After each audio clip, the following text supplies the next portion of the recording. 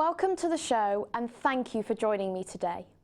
I'm Laoishe and today I will be talking about the social, educational and physical effects of being a competition gymnast and whether the positives really outweigh the negative effects.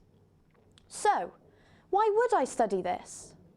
The reason is I've been a dedicated competition gymnast for as long as I can remember, and this question has entered my mind constantly over the years, inspiring me to look for answers, not only for myself but for other gymnasts who follow me.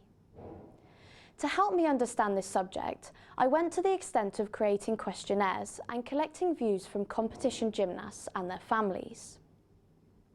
As a gymnast, I've experienced a contrast of both wonderful experiences while at the same time troubling issues. For example, the euphoria of tumbling and winning gold medals has been coupled with sadness, making painstaking choices, and the frustration as I look back and contemplate if I could have achieved higher educationally. To start off the debate, the physical effects of being a dedicated competition gymnast.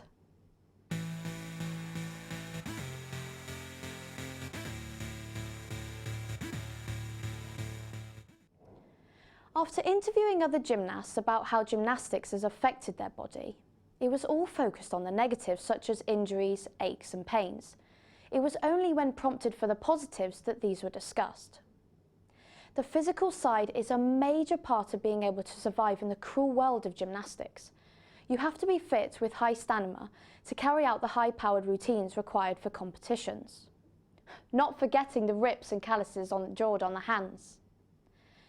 Injuries are extremely common, and the handspring tuck front is one of the most common causes of injury to the back, knee, hips, ankles and neck. Here, let's take a look.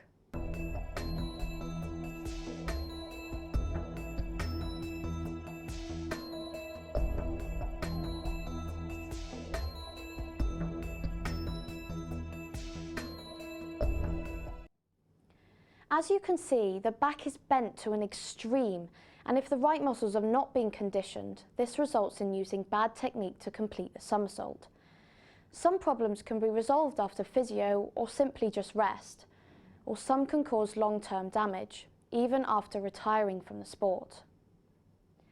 The positive effects include being fit, healthy and toned, and the gymnasts were aware of being more muscular than most children their age, and were proud of their six-packs.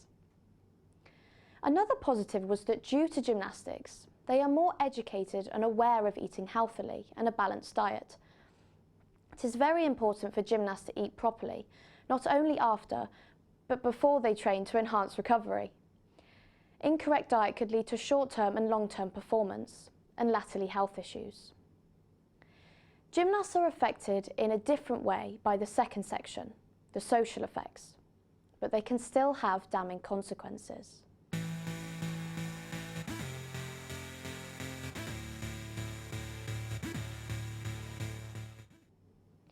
The number of women taking part in gymnastics over the age of 16 has dropped by nearly 1/3 in the UK, and the average dropout age is just 10. Compare that to most other childhood sports, it's staggering. The problem is rooted at the time and commitments required. Dedication to the sport often creates a big impact on friendships outside of gymnastics, as there is restricted time to socialise due to the disciplined, almost military lifestyle. I can still feel the pain when I remember being excluded from close friends, and the realisation that invitations had stopped as a consequence of saying no too many times. However, there is an interesting flip side to this. Firstly, there is an overwhelming incidence of friendship and bonding with other gymnasts, and they are often a lot stronger due to growing and experiencing feelings together. They support and understand each other better than anyone else can, and the group becomes their extended family. They encourage each other when times are tough and give each other the strength to carry on. Competitions used to be a mass of girls, but now at the age of 18, I am the only one left in my club. As you grow up, the sport becomes more and more demanding, but at the same time, so does every other part of your life. This is when gymnasts get forced to making choices of whether to continue or not. They start to go through and experience things outside of gym, making it hard to keep inside and outside the gym separate. Attitudes change, and they experience new things.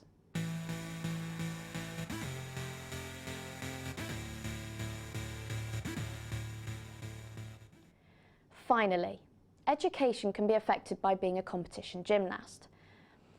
All of the gymnasts I questioned stated they would not have achieved any better or worse educationally. The dedication needed for gymnastics has given them a good skill that can be applied in other areas such as focus and concentration. Gymnasts and parents agreed that the gymnastics training affected energy levels. I find it very interesting and slightly contradictory that all parents and all gymnasts state that tiredness is occasionally a problem at school, but at the same time they state that it hasn't affected their ability to study. My challenge is, how do they know they could not have achieved more without the effect of low energy levels on their engagement and concentration in class?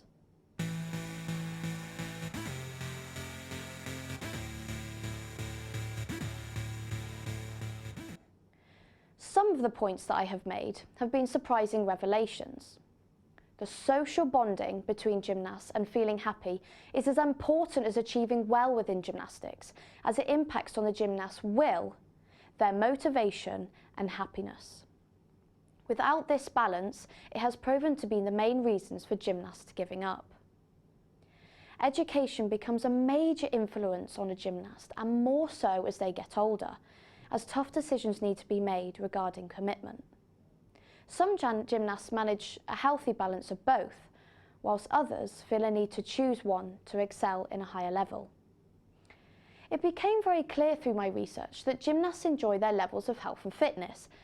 It is also evident that they accept living with injuries, aches and pains, but when injuries are more serious, the effects are devastating and can even put an untimely halt on a gymnast's career. This in turn can lead to highly detrimental effects psychologically as they struggle to come to terms with their situation and try to rebuild their life. Finally, I conclude that the success in the sport requires a total commitment from the gymnast and the team of people around them. I say this because there is not one fit for all. It will differ depending on the needs from gymnast to gymnast and the people supporting them. My assessment is that the major part of it comes down to the will of the gymnast, that internal want that drives each individual.